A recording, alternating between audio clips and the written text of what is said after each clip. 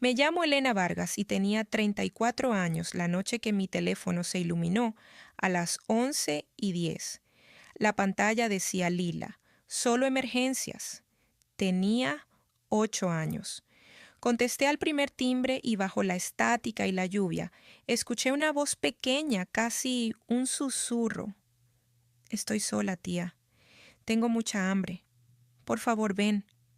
Mi sobrina vivía a 2 horas de distancia, en casa de mis padres en Valle del Roble, donde llevaban un año diciéndome que estaba floreciendo. Ya estaba buscando mis llaves. Lo que encontré cuando entré a esa cocina me revolvió la sangre. Pero aquí está lo que ninguno de ellos sabía. Yo cuento dinero para vivir, y cada peso que gasta una persona deja un rastro. Bienvenidos a Historias en Calma, donde personas ordinarias enfrentan decisiones familiares imposibles y el coraje silencioso supera a la crueldad.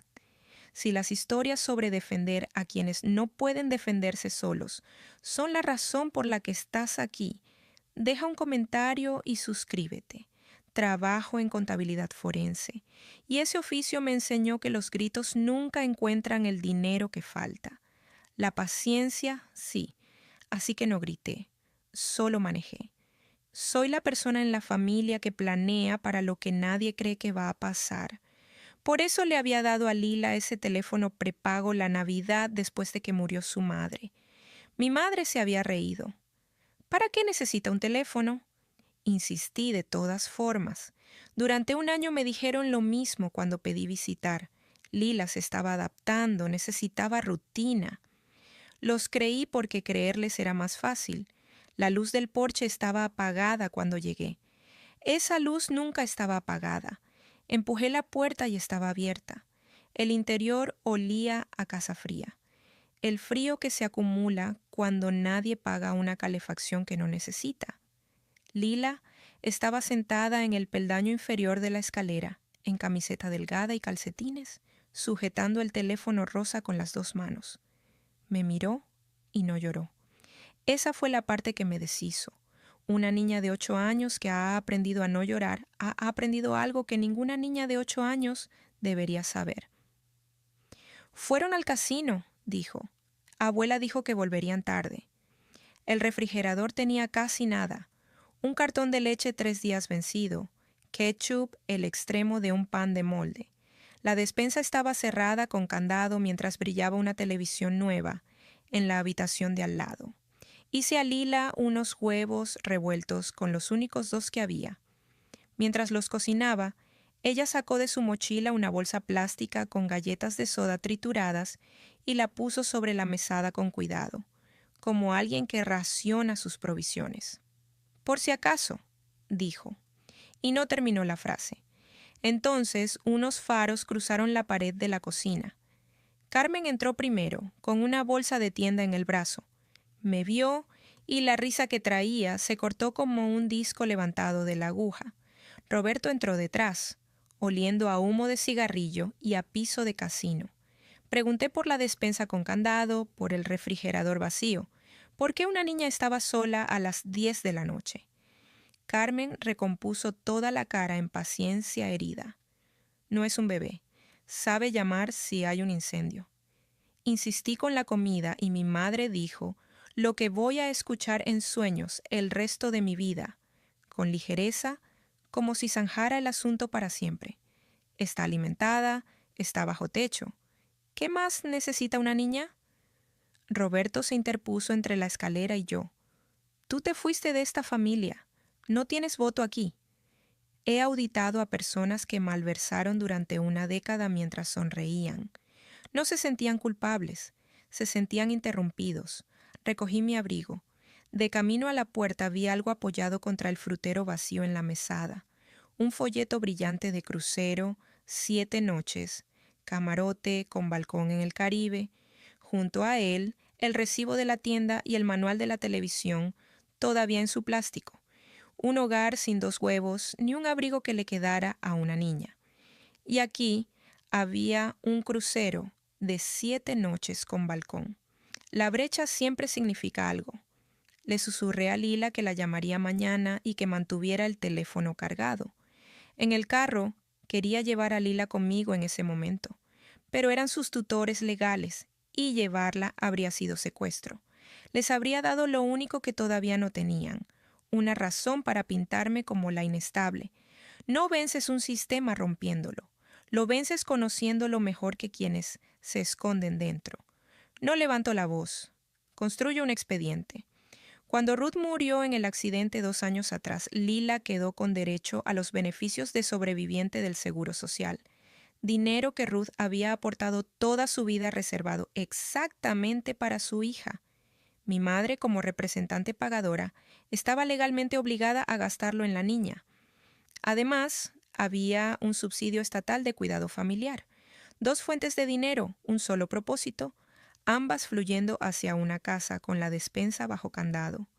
El representante abuelo debe rendir cuentas al gobierno cada año, una regla que sospechaba nadie había cumplido.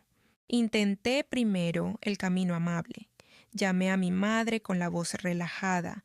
Ofrecí llevar a Lila un tiempo, incluso enviarles dinero para la compra. La voz de Carmen se enfrió en segundos. Mi tía Sandra entró en la llamada para decirme que yo estaba interpretando demasiado.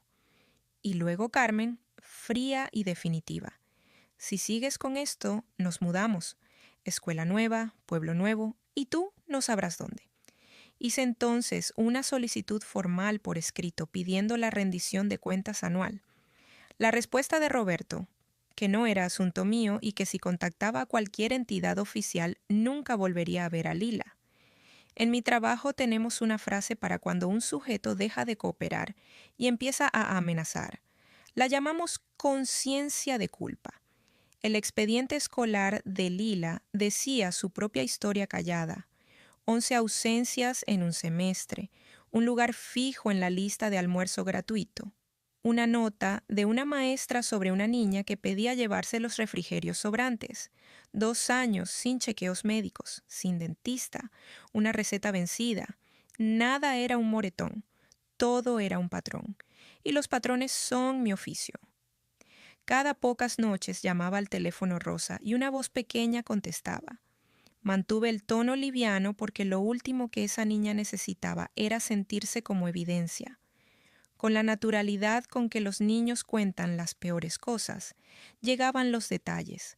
La despensa cerrada porque abuela dice que como demasiado, noches a oscuras para que no suba la factura de la luz, ningún abrigo de invierno que le quedara. Una noche se quedó en silencio. Tía, hay un número aquí que dice papá. Lo leyó dígito por dígito. Mi hermano Daniel llevaba 1 año y medio desaparecido. La versión de la familia era que había abandonado a su hija. Pero ese número en las notas del teléfono, escondido para que nadie lo viera, era el número de un hombre que planeaba volver. Pedí que preservaran ese teléfono antes de que alguien pensara en borrarlo. Luego colgué y llamé al número. Daniel dijo con una voz que se quebró en la palabra. Elena, ¿Lila está bien? Y toda la historia que me habían contado se deshizo en mis manos. Daniel no había huido. Tras la muerte de Ruth, se había internado en un programa de tratamiento y tomado un contrato en un barco pesquero en Alaska para recuperarse.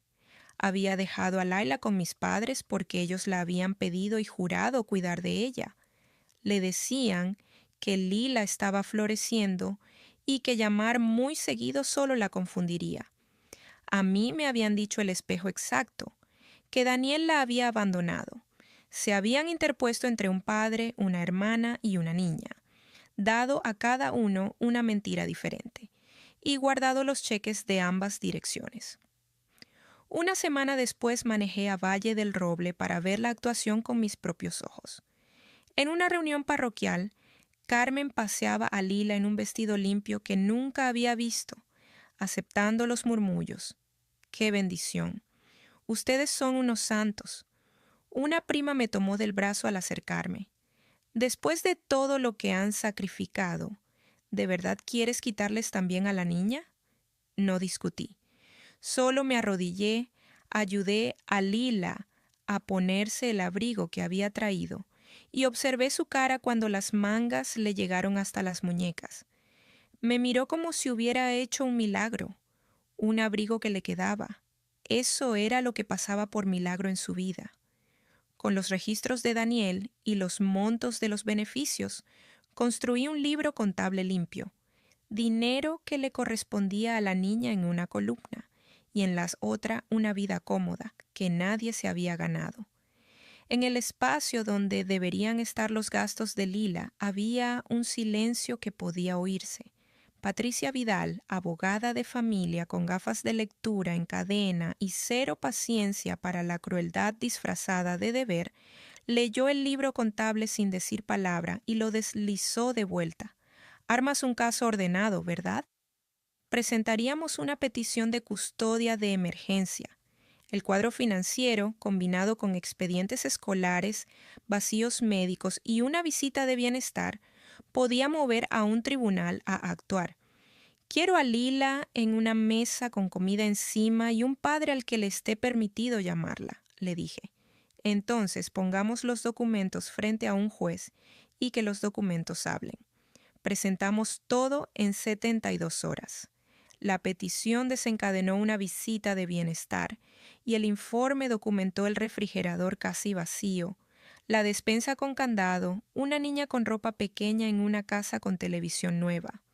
El detalle que detuvo a la trabajadora social, escondites de comida en la mochila de Lila, bajo el colchón y en su abrigo, galletas de soda, una barra de granola, medio sándwich guardado. Una niña que acumula comida ha aprendido en algún lugar profundo que la comida no está garantizada.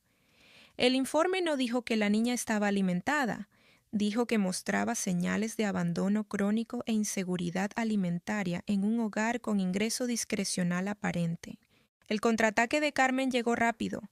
Yo era la tía amargada que había llegado después de años de ausencia para robar a una nieta por despecho. Cada afirmación era el opuesto exacto de la verdad, y eso era lo que las hacía efectivas. Pero había una grieta en su muro y se llamaba Sandra. Mi tía me llamó tarde para decirme que había visto a Lila esconder comida y se había dicho que era una fase. Últimamente no duermo bien, Elena. Al día siguiente le conté a Patricia cada palabra. Un testigo que no puede dormir a veces se convierte en uno honesto. En la primera audiencia, el juez se negó a retirar a Lila antes de la audiencia completa. Los tribunales favorecen el statu quo, especialmente con abuelos que tienen un año de aparente estabilidad. Apoyé la frente en el volante al llegar a casa esa noche, pero he aprendido que más lento no es lo mismo que perder. Los números no expiran. Conseguí llamadas supervisadas con Lila y le dije, con la voz más calmada que tenía, que yo no me iba a ningún lado. ¿Lo prometes? Dijo. No hago promesas que no puedo cumplir. Esa la hice. Daniel llegó y fue directo a mi casa. Más delgado, más firme. Traía certificados de su programa de tratamiento, recibos del barco y los registros de las transferencias de dinero que él creía que alimentaban a su hija, apilados encima de los beneficios que ya estaban mal usando. Leyó el libro contable y el informe, y sus manos temblaron. La dejé con ellos. Creí que estaba haciendo lo correcto. Recuperarse era lo correcto. Confiar en ellos fue el error. Es un error que cualquier persona decente comete sobre sus propios padres, porque la alternativa es impensable hasta que está sentada frente a ti en un archivo. Los registros bancarios llegaron por orden judicial y confirmaron mi reconstrucción hasta el último peso. Construí el documento final, una sola línea de tiempo que cualquier persona pudiera seguir en 90 segundos. El crucero 4 días después de un depósito de beneficios. Los retiros del casino, agrupados al primero de cada mes. La línea desnuda, donde deberían estar los gastos de Lila. Y los registros de llamadas del teléfono rosa. 14 veces que Lila había intentado comunicarse con su padre o conmigo, y las noches sin conexión coincidían con los periodos en que sus abuelos tenían el teléfono para cargarlo. Un aparato descartado como juguete había estado custodiando la verdad todo el tiempo. La noche anterior a la audiencia puse la carpeta en mi mesa y la miré por un largo rato. No era triunfo lo que sentía, era la sensación de que algo es verdad y de que finalmente puedes demostrarlo. En la llamada con Lila esa noche, su voz era más pequeña que de costumbre. Abuela dice que si el juez te escucha, tendré que dejar mi cuarto. Mi madre todavía enseñándole a una niña a temer su propio rescate. Le dije que nadie iba a hacerla desaparecer de nadie que de verdad la quisiera. ¿Y si no te creen?, preguntó. Pensé en cada página de la carpeta. Lila, dije, vine con los recibos. El juzgado de familia del condado de Valle del Roble es un edificio de ladrillo liso, con iluminación pésima. Mis padres se sentaron con su abogado elegante. Daniel se sentó a mi lado, en una chaqueta prestada. Patricia puso nuestra carpeta sobre la mesa como si no pesara nada.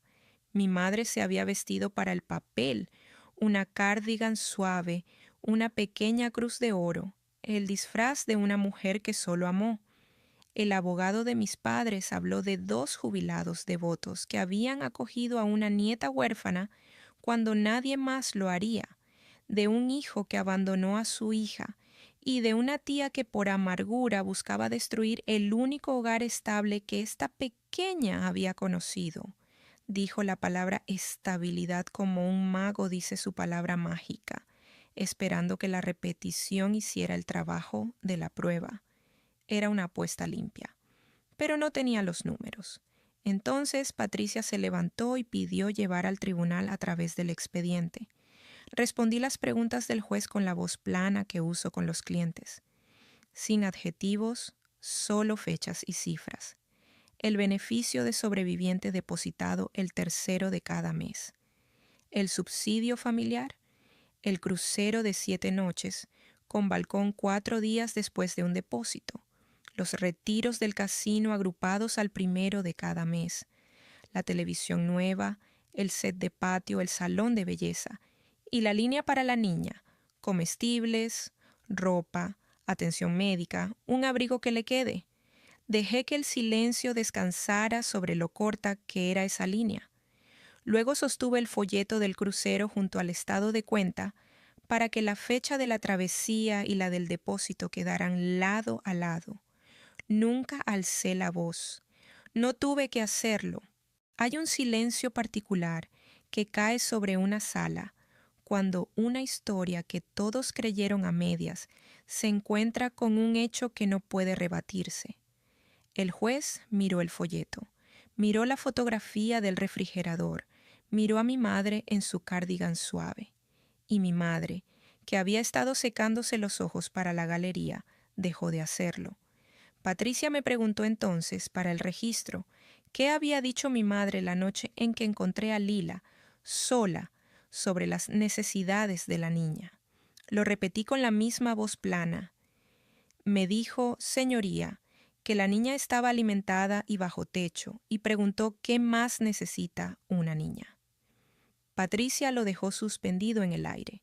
Luego señaló la pantalla y le dijo tranquilamente a la sala, ahora sabemos exactamente lo que la señora Vargas creía que necesitaba una niña. El expediente muestra en qué gastó el dinero de la niña, en cambio. La frase aterrizó como aterriza una verdad. La vi viajar por la galería. La prima que me había advertido que no destruyera un hogar feliz, miró la pantalla y luego sus propias manos. Al otro lado del pasillo, vi el momento exacto en que Carmen entendió que sus propias palabras se habían vuelto contra ella. Ahí fue cuando se quebró. Lágrimas ensayadas, la cruz de oro entre los dedos, diciendo que había sacrificado toda su jubilación por esa niña. Cuando la cara del juez no se ablandó, pasó a la culpa. Daniel nos la dejó, salió corriendo y nos dejó con una niña que nunca pedimos. Luego se volvió hacia mí. Desagradecida, siempre fuiste así. Y Roberto entregó la frase que había usado toda mi vida. Tú te fuiste de esta familia, no tienes voto. El juez dejó su pluma. Señor Vargas, el voto es mío y he visto el expediente. Por primera vez en 34 años, la certeza de mi padre se había topado con algo más duro que ella misma. Daniel se levantó e hizo lo más valiente que he visto jamás. Simplemente dijo la verdad en orden. Ruth, los meses que no pudo levantarse de la cama, el programa de tratamiento, el barco, el dinero transferido a casa cada mes creyendo que alimentaba a su hija. Confié en mis padres con mi niña, dijo, y su voz no se quebró esta vez. Solo se volvió muy quieta. Usaron eso. Me usaron a mí. Usaron los cheques con su nombre. Luego Patricia llamó a la testiga que el otro lado nunca vio venir. Sandra había contactado por su cuenta a la oficina de Patricia después de aquella llamada de trasnoche. El juez la hizo prestar juramento. Carmen cisió su nombre. Sandra la ignoró, con las manos temblando, y le dijo al tribunal que ya no podía dormir. El dinero que había recibido, las conversaciones que había escuchado, la comida que había visto esconder a esa niña. Me dije que no era asunto mío. Sí era asunto mío. Tiene 8 años. Eso no la convirtió en heroína, pero derrumbó el último muro de la historia de mi madre con la verdad. El juez tomó un receso. 20 minutos en un pasillo beige con Daniel paseando y yo sentada muy quieta. Cuando volvió, habló con claridad. La evidencia de abandono y del mal uso de los beneficios era sustancial y bien documentada. Retiraba a Lila de la tutela de sus abuelos ese mismo día. Otorgaba la custodia a Daniel con un plan de transición estructurado y me nombraba cotutora temporal. La cuestión de los beneficios mal usados sería referida a la agencia correspondiente. Al otro lado de la sala, una niña pequeña que había susurrado a un teléfono roto en una noche de tormenta, escuchó que iba a casa con su papá. La primera noche, Daniel, Lila y yo cenamos en mi mesa de cocina en Puerto Sereno. Pollo asado, demasiadas verduras y una torta sin ocasión salvo que podíamos. Lila comió como si todavía no estuviera segura de que fuera a durar, y luego poco a poco, como si empezara a creer que podría. El abrigo nuevo colgaba junto a mi puerta donde podía verlo. La semana siguiente le conseguimos un teléfono de verdad con el número de su papá y el mío, y sin nada que esconder. La revisión de la agencia les ordenó devolver lo que habían tomado en un calendario que los seguiría a largo tiempo. No eran monstruos de cuento. Eran 2 personas que decidieron que las necesidades de una niña eran menores que su propia comodidad y que se contaron una mentira cálida hasta que un frío libro contable la hizo imposible. Daniel encontró trabajo cerca de mí y un apartamento a 2 cuadras del mío. Lila camina a mi casa después del colegio la mayoría de los días y abre el refrigerador que mantengo deliberada y gloriosamente lleno. Ya no esconde comida. Tardó meses, una consejera y muchas cenas ordinarias. Pero paró. La sangre nos hizo parientes. Aparecer en una tormenta, construir la verdad línea a línea y negarse a mirar hacia otro lado, fue lo que nos convirtió en familia. Esa es mi historia.